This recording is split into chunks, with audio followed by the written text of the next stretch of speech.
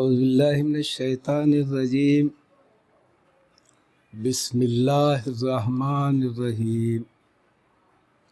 الف لام میم اللہ لا الہ الا هو الحی القیوم نزل علیک الکتاب بالحق مصدقا لما بین یدیہ وانزل التوراۃ والانجیل صدق اللہ العظیم۔ الف لام میم، اللہ وہ زندہ جاوید ہستی ہے جو نظام کائنات کو سنبھالے ہوئے ہے، حقیقت میں اس کے سوا کوئی خدا نہیں۔ اس نے تم پر ایک کتاب نازل کی جو حق لے کر آئی ہے اور ان کتابوں کی تصدیق کر رہی ہے جو پہلے سے آئی ہوئی تھی۔ اس سے پہلے وہ انسانوں کی ہدایت کے لیے توریت اور انجیل نازل کر چکا ہے۔ ذمہ داران جی اے او اور اراکین جی اے او، ہم سب اللہ تبارک و تعالیٰ کا سب سے پہلے شکر بجا لاتے ہیں کہ اس نے ہمیں آج کے ان گئے گزرے حالات کے اندر، جب کہ پوری دنیا ایک وبائی بیماری کے اندر مبتلا ہے اور لوگ اپنے گھروں کے اندر قید ہیں، ایسے ماحول میں رمضان المبارک کا آنا، رمضان المبارک کی ہم پچھلے سالوں کی طرح سماعت کا، اجتماعات کا، قرآن کے اجتماعی مطالعے کا، دیگر پروگراموں کو چلانے کا جو ہمارے پاس معمول رہا ہے رمضان المبارک کے اندر، رمضان المبارک کے مبارک ساتوں کے اندر اللہ کی کتاب جو نازل کردہ اس ماہ کے اندر ہے، اس کو سمجھنے اور پڑھنے، لوگوں کے سامنے پیش کرنے کے جو مواقع پچھلے دنوں ہمیں حاصل تھے، وہ آج ممکنات میں سے نہیں ہے۔ لوگ گھروں کے اندر بند ہیں، مساجد مفقل ہیں، حتیٰ کہ اس سال حج کے مراسم کے ادا کرنے کے امکانات بھی بہت ہی کم نظر آ رہے ہیں۔ ایسے حالات کے اندر، اس وبائی بیماری میں اور ان حالات کے اندر بھی ہماری ذمہ دار لڑکیوں نے جی اے او کی، اپنے اراکین کی اور لڑکیوں کی تربیت کے لیے اور اس ماہ کی مناسبت سے رمضان المبارک کی اور قرآن مجید کے نزول کے مہینے کی مناسبت سے تربیت کا جو سامان کیا ہے واٹس ایپ اور دیگر ذرائع سے، یہ قابل مبارکباد ہے۔ یہ مبارکباد کے مستحق ہیں۔ انہوں نے اپنے اوقات کو، اس مہینے کو اور اس مہینے کی مبارک گھڑیوں کو بیکار گزارنے کے بجائے اس کا جو سابقہ کی طرح جو پروگرام ترتیب دیا، اللہ تبارک و تعالیٰ سے دعا ہے کہ ان کی اس کوششوں کو کامیابی سے ہمکنار کرے اور اللہ تبارک و تعالیٰ ان کی صحیح مقصد وجود کو سمجھنے کے اس ذریعے سے توفیق عطا فرمائے۔ محترم سامعین، یہ جو پروگرام ترتیب دیا گیا، مرکزی اور ریاستی ذمہ داروں کا جو پروگرام ہماری لڑکیوں نے جو بنایا ہے، اس ضمن میں سورہ آل عمران سے متعلق کچھ دروس کی ذمہ داری مجھے دی گئی۔ ابھی جن آیات کی تلاوت کی گئی ہے، یہ سورہ آل عمران کی ابتدائی آیات ہے۔ اس پہلے درس کے اس پہلے حصے کے اندر ہم آج کی اس نشست میں سورہ آل عمران کس موقع پر نازل ہوئی، کس وقت نازل ہوئی، اس کا شان نزول کیا ہے، اور ان آیات کے اندر کن گروہوں کو کس طرح سے متنبع کیا گیا، کن کمزوریوں کو اجاگر کیا گیا، ان باتوں کا تذکرہ سورہ آل عمران کے اندر ہے۔ جیسا کہ ہم سب جانتے ہیں کہ اس سورت کا نام آل عمران اس لیے رکھا گیا کہ قرآن مجید کے ایک مقام پر آل عمران کا ذکر ہے۔ اللہ تبارک و تعالیٰ نے بھی اور صاحب تفہیم نے اس کو 4 تقاریر کے اندر منقسم کیا۔ یہ 4 تقاریر پر مشتمل ہے۔ مختلف تقریروں سے جو مضمون بنتا ہے، جو بات ہمارے سامنے ان آیات کے ذریعے سے آتی ہے، وہ یہ کہ دونوں گروہوں کو اس کے اندر مخاطب کیا گیا۔ پہلا گروہ یہود و نصارہ کا ہے، دوسرا وہ گروہ ہے جو محمد صلی اللہ علیہ وسلم پر ایمان لائے۔ پہلے گروہ کو یعنی یہود و نصارہ کو مخاطب کر کے کہا گیا کہ یہ وہ حق کی کتاب ہے، حق کے ساتھ نازل کردہ کتاب ہے، اور یہ اس خدا کی جانب سے نازل کردہ کتاب ہے جو پورے نظام کائنات کو چلا رہا ہے۔ اور ان کو اس پہلے گروپ یہود و نصارہ کو اس بات سے بھی آگاہ کیا گیا کہ تم جن کتابوں کو، توریت اور انجیل کو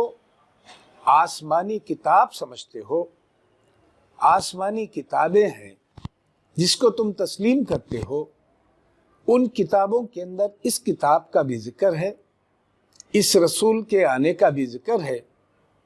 اس لیے تم پر لازم آتا ہے کہ تم اس کتاب کی پیروی کرو، اس رسول کی پیروی کرو، اس کتاب پر ایمان لاؤ۔ یہ پہلے، اور ان کو اس حیثیت سے بھی متنبع کیا گیا کہ تم نے رسولوں کے جانے کے بعد ان کتابوں کے اندر تحریف کر ڈالی، حتیٰ کہ تم نے بے شمار رسولوں کو بھی قتل کیا۔ اس کا جو کچھ بھی انجام ہے تم نے اپنی آنکھوں سے دیکھ لیے کہ اللہ تبارک و تعالیٰ نے کس طرح سے کتاب کی تحریف کرنے پر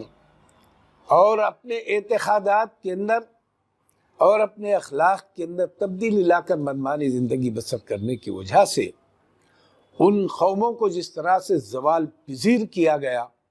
اس سے بھی اس سورہ آل عمران کے آیات کے ذریعے سے ان کو متنبع کیا گیا۔ اور دوسری بات، نبی کریم صلی اللہ علیہ وسلم پر ایمان لانے والے گروہ کو، اہل ایمان کو بھی اس کے ذریعے سے، گزشتہ کی قوموں کے ذریعے سے، ان کے حالات کے ذریعے سے اور ان کی بے راہ روی کے ذریعے سے، ان کے اعتقادات اور اخلاقیات کے اندر جو تبدیلی آئی تھی، رسولوں کو جو انکار کیا تھا، اس کی وجہ سے ان کو جس طرح سے دنیا کے اندر شدید قسم کے عذاب میں مبتلا کیا گیا، زوال پذیر کیا گیا،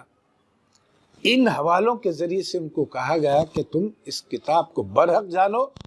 اور اس رسول کو برحق جان کر جب تم ایمان لائے ہو تو اس پر قائم رہو۔ اس لحاظ سے دونوں گروہوں کو الگ الگ مخاطب کر کے بات بتائی گئی۔ اور اس کے ساتھ ساتھ یہ کہا گیا، رسول جس دین کی طرف دعوت دے رہے ہیں، یہ وہی دعوت ہے جس کو شروع سے تمام انبیاء دیتے ہوئے آئے ہیں، جس کا ذکر توریت اور انجیل کے اندر بھی ہے، یہ بھی بتایا گیا۔ اور نہ صرف یہ کہا گیا بلکہ تم خود بھی، یہودیوں کو کہا گیا کہ تم خود بھی ان کتابوں کی تصدیق کرتے ہو جس کو تم آسمانی سمجھتے ہیں۔ اس لحاظ سے دوسرے گروہ کو یعنی اہل ایمان کو ان آیات کے اندر یہ بھی کہا گیا کہ تم اس وقت دنیا کے اندر بہترین امت کی حیثیت سے اٹھائے گئے ہو، تم بہترین امت کی حیثیت سے اٹھائے گئے ہو اور حق کے علمبردار ہو۔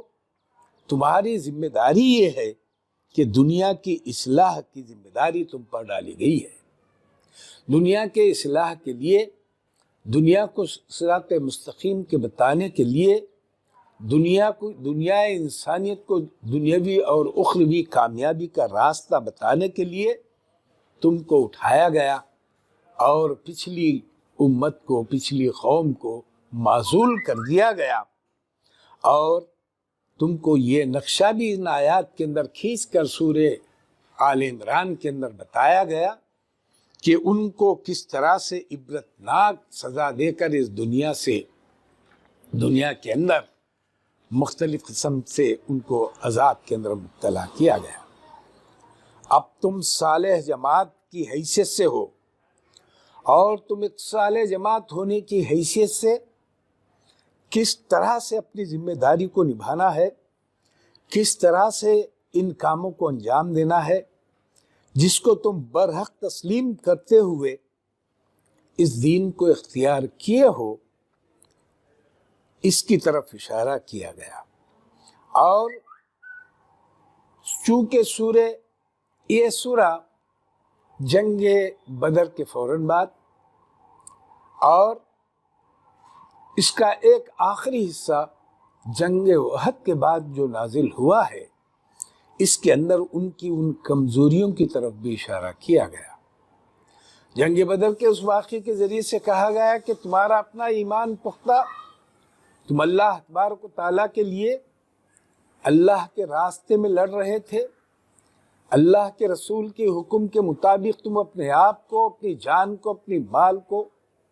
اللہ کے حوالے کر کے میدان میں آئے تھے۔ اس کے بدلے میں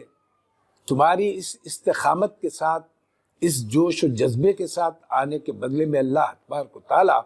بدر کے اندر جس کامیابی سے تم کو ہمکنار کیا، اس کے ساتھ ساتھ تم نے جنگ احد کے اندر تمہاری جو کمزوریاں تھیں، اپنے قائد کے بتائے ہوئے باتوں کا انکار کرنا، اپنے رسول صلی اللہ علیہ وسلم کی بتائے ہوئے طریقے کو چھوڑنا، اور دوسرے معنوں کے اندر کامیاب جنگ احد کے اندر مسلمان کامیاب ہو چکے ہیں، لہٰذا مال غنیمت دنیا لوٹنے کے لیے اپنے قائد، اپنے رسول کی بات کو انکار کر کے آ جانا، اس کی وجہ سے اللہ تبارک و تعالیٰ نے اس کمزوری کی جانب اشارہ کرتے ہوئے کہتا ہے کہ تم نے جب دنیا کی طرف لپکا، اپنے قائد کی بات کو انکار کیا، اس پر قائم نہیں رہے، اس کے اندر تبدیلی آ گئی، دنیا کی طرف تم کھچے آئے، حالانکہ اللہ کے رسول صلی اللہ علیہ وسلم نے فرمایا کہ اگر ہم اس میدان کے اندر مارے جائیں، چیل اور کوے بھی اگر ہمارے گوشت کو نوچ کھاتے رہیں، تو تم اس مقام سے نہیں ہٹنا جس مقام پر تم کو متعین کیا گیا ہے۔ لیکن ان لوگوں نے، اس گروہ نے اس بات کا خیال نہیں رکھا،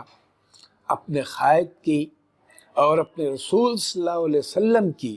بات کا انکار کر کے جب وہ میدان میں مال غنیمت کو لوٹنے کے لیے آئے تھے، تو جیتی ہوئی بازی کو جس طرح سے اللہ تبارک و تعالیٰ نے پلٹا اور اس جانب سے پھر حملہ ہوا، اور جو کچھ بھی حال ہوا، جیت صحابہ کے مارے جانا، جیتی ہوئی بازی کا ہارنا، خود نبی کریم صلی اللہ علیہ وسلم کا زخمی ہونا، ان تمام باتوں کا بھی اس جانب اشارہ کیا گیا، اور ساتھ ہی ساتھ یہ بھی بتایا گیا کہ اس دین حق کو پر ایمان لانے والوں کو جن آزمائشوں سے گزارا گیا اور جن آزمائشوں سے گزر کر تم نے مکے سے یہاں آئے ہیں اور آزمائشوں میں تم کو مبتلا کیا جائے گا، تو اس جانب بھی متنبہ کیا گیا اور پوری شدت کے ساتھ انہیں یہ بات بھی انہیں بتا دی گئی کہ اللہ تبارک و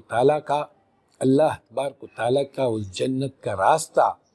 ان مصائب سے گزرنے کے بعد ہی آتا ہے، اور ان تمام تکالیف سے گزرنے کے بعد ہی راحت ملتی ہے۔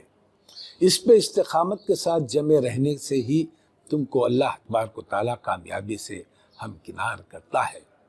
غالباً کسی شاعر نے یہ کہا، کچھ جا کے ضیاء پر ہم کو بھی تشویش ہے لیکن کیا کہیے، جو راہ ادھر کو جاتی ہے مختل سے گزر کر جاتی ہے۔ جس راہ کے اوپر تم گامزن ہو، جس راستے پر تم جانا چاہتے ہو، جس راستے کے ذریعے سے اللہ تبارک و تعالیٰ کے انعامات کو حاصل کرنا چاہتے ہو، وہ راستہ ہی وہ راستہ ہے۔ جس راستے پر تم گزرو گے تو وہاں مختل ہے، جہاں پر صبح کیا جائے گا، جہاں تمہارا سر اپنے تن سے جدا کر دیا جائے گا، وہ راستہ ہے۔ اس لحاظ سے بھی تم کو متنبہ کر دیا گیا۔ اہل ایمان کو جنگ بدر میں فتح تو حاصل ہوئی، مگر اس جنگ کے بعد ان آیات کے اندر سورہ آل عمران کی آیات کے ہم اس کے شان نزول اور اس کی تفصیلات کے اندر جب ہم جاتے ہیں تو یہ بات ہمارے سامنے آتی ہے کہ جنگ بدر کے اندر جو دشمنان اسلام، سرداران قریش جو مارے گئے تھے اور وہ اس جنگ کے اندر ان کو موت کے گھاٹ اتار دیا گیا تھا، تو مکے کے پورے ہر گھر کے اندر صف ماتم بچھا ہوا تھا، اور اطراف و اکناف کے یہودی اور دیگر قبیلوں کے اندر بھی ایک قسم کا خوف اور دہشت کا ماحول پیدا ہو گیا تھا کہ یہ مہاجرین مکے سے یہاں مدینہ آ کر انہوں نے جو صورتحال پیدا کر رکھی ہے، اور قریش کے بڑے بڑے سرداروں کو جو موت کے گھاٹ اتار دیا گیا ہے، اور یہودیوں کے ان قبیلوں کو جو مکے کے مدینے کے اندر تھے، مدینے کے اطراف و اکناف تھے، ان لوگوں کے اندر بھی ایک قسم کی بے چینی اور ایک ڈر خوف کا عالم پیدا ہو گیا تھا۔ تو اس موقع پر مدینے کے لوگوں نے، مدینے کے قبائل نے، اور مدینے کے قبائل کے ساتھ ساتھ مکے کے لوگوں نے مل کر ایک بہت بڑی سازش کی، بلکہ جنگ بدر کے اندر جو ان کو شکست ہوئی، ان کی اس سے یہ بات سامنے آئی کہ ایک بہت بڑے خطرناک بھیڑیوں کے اوپر پتھر مارنے کے برابر ثابت ہوئی، اور وہ لوگ اپنے آپ کو ایک جگہ جمانے، متحدہ طور پر محمد صلی اللہ علیہ وسلم کا، اہل ایمان کا مقابلہ کرنے کی تیاریاں شروع کر چکے تھے۔ اور اس کے اندر انہوں نے مدینے کے ان منافقین کو، عرب کی اور لوگوں کو اس لحاظ سے چوکنا کر دیا اور ان کے اندر ایک عداوت کی آگ بھڑکا دی اور ان کو ایک جگہ جمع کرنے۔ اس ابتدائی دور کے اندر ہی اگر محمد کا صلی اللہ علیہ وسلم اور ان کی دعوت کا اور یہ ان پر ایمان لانے والوں کا اگر خلا خامہ اگر نہیں کیا گیا، ان کو اگر ختم نہیں کیا گیا، ان کو اگر نہیں روکا گیا، تو حالات آئندہ اور بھی بہت ناگفتبے ہوں گے، ہمارے لیے بہت ہی مشکلات کا سامنا کرنا پڑے گا۔ لہٰذا ہم کو اس کی بدلہ لینا چاہیے، اور اس بدلے کے لیے اطراف کے یہودی بھی جمع ہو گئے تھے۔ ان یہودیوں کے اندر وہ گروہ بھی تھا، ان یہودیوں کے اندر بنی نذیر کا سردار کعب بن اشرف بھی تھا، دیگر یہود و نصارہ بھی تھے، اور قریش کے، مکے کے قریش کے لوگ بھی تھے۔ ان سب لوگوں نے ساز باز کر کے یہاں حملہ کرنے کی تیاری شروع کر دی۔ جب اس کی اطلاع نبی کریم صلی اللہ علیہ وسلم کو ہوئی تو نبی کریم صلی اللہ علیہ وسلم صحابہ اکرام ہمیشہ ہتھیار بند رہتے تھے، اور صحابہ اکرام یہاں تک کہ رات میں بھی اپنے ہتھیار کے ساتھ سویا کرتے تھے، کہیں شب خون نہ مارا جائے، کہیں صبح سویرے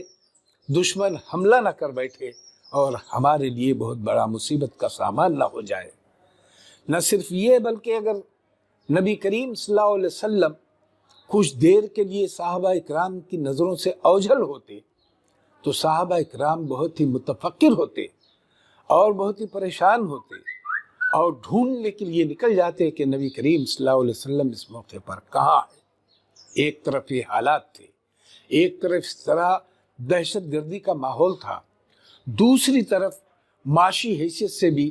مہاجرین، مکے سے جو مہاجرین مدینہ کو آئے تھے، اس کی وجہ سے ایک چھوٹی سی مختصر سی آبادی کے اندر بڑی تعداد میں مہاجرین کا آنا معاشی حیثیت سے معاشی مسئلہ بھی پیدا ہو گیا تھا، اور یہاں پر معاشی توازن کے بگڑنے کی وجہ سے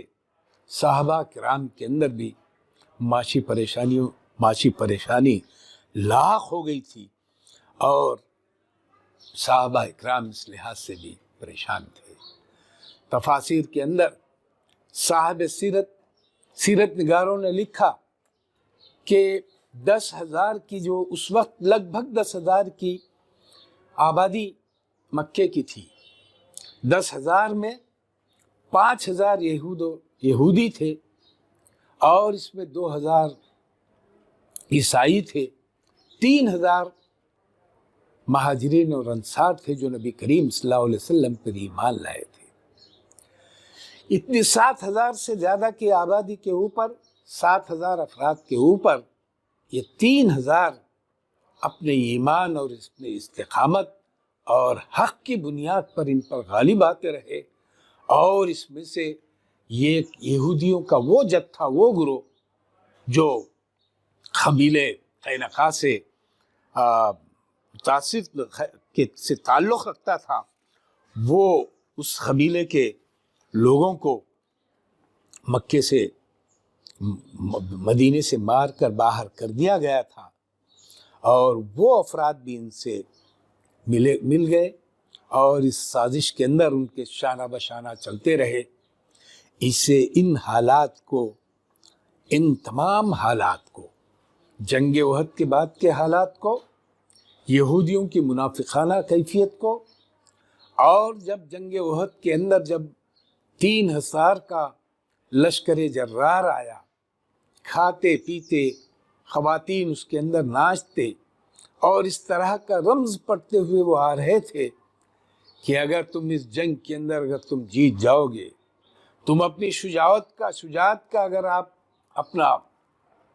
شجاعت پیش کرو گے تو ہم آپ سے لپٹ جائیں گے، آپ ہمارے محبوب ہوں گے۔ خواتین اس طرح کے اشعار پڑھتے، اور پینا کھانا تو ان کا اپنا معمول تھا، اس انداز سے آئے۔ اس 3,000 کے لشکر جرار کے سامنے جب نبی کریم صلی اللہ علیہ وسلم 1,000 کے لشکر کو لے کر جب مدینے سے احد کی جانب بڑھے، جس کے اندر ٹھاٹے مارتا ہوا جوشولے اہل ایمان بھی تھے، اور اس کے اندر ایک بڑی تعداد منافقین کی بھی تھی، جب جنگ احد کے میدان کے اندر پہنچے تو اس کے اندر سے 300 منافقین نے نبی کریم صلی اللہ علیہ وسلم کو اور اہل ایمان کو اس حیثیت سے ان کے ایمان کو، ان کی ہمت کو پست کرتے ہوئے چلے گئے کہ اس آنے والے لشکر جرار کا ہم مقابلہ نہیں کر سکتے، لہذا وہ واپس ہو گئے۔ اس کے علاوہ اور 2-3 منافقین اس صحابہ اکرام کی جماعت کے اندر موجود تھے جو مختلف مواقعوں پر ان کی ہمت پست کرتے تھے اور ان کو ڈرانے اور دھمکانے کی کوشش کرتے تھے۔ ان تمام وجوہات کے پیش نظر، صحابہ اکرام کی اس کمزوریوں کے پیش نظر جس کو نبی کریم صلی اللہ علیہ وسلم نے جنگ کی حکمت کے طور پر لوگوں کے سامنے رکھا تھا، اور پورے جنگ کا نقشہ نبی کریم صلی اللہ علیہ وسلم نے بنا دیا تھا کہ تم اس محاذ پر رہو، سامنے نیزے والے رہیں، پیچھے تیر انداز رہیں، اس کے بعد میں پیدل تلوار لے کر تلوار چلانے والے رہیں۔ یہ جس انداز کا نبی کریم صلی اللہ علیہ وسلم نے ایک بہترین جنرل کی حیثیت سے جو نقشہ کھینچا تھا، اس کو انہوں نے اس کے اندر جو تبدیلی لائی، تو اللہ تبارک و تعالیٰ نے ان آیات کو نبی کریم صلی اللہ علیہ وسلم کے زبان وحی ترجمان سے یہ سورہ آل عمران نازل کرتا ہے، اور اس کے اندر یہودیوں کے تعلق سے، اہل ایمان کے تعلق سے، منافقین کے تعلق سے اور ان کی کمزوریوں کے تعلق سے بڑی تفصیل کے ساتھ 3-4 تقاریر کے اندر ان تمام حالات کو اس کے اندر پیش کیا۔ میں نے آج کے اس پہلے شان نزول آل عمران کے شان نزول کے طور پر ان چند باتوں کو آپ کے گوش گزار کیا۔ اس کے بعد ہم اس آیات کی تشریح، ترجمانی اور تشریح پر ہم اس کے بعد کی نشست کے اندر انشاءاللہ غور کریں گے۔ میں اللہ تبارک و تعالیٰ سے دعا کرتا ہوں کہ بار الہ ہم کو ان آیات کے ذریعے سے ہمارے ایمان کے اندر استقامت عطا فرما۔ وآخر دعوانا الحمدللہ رب العالمین۔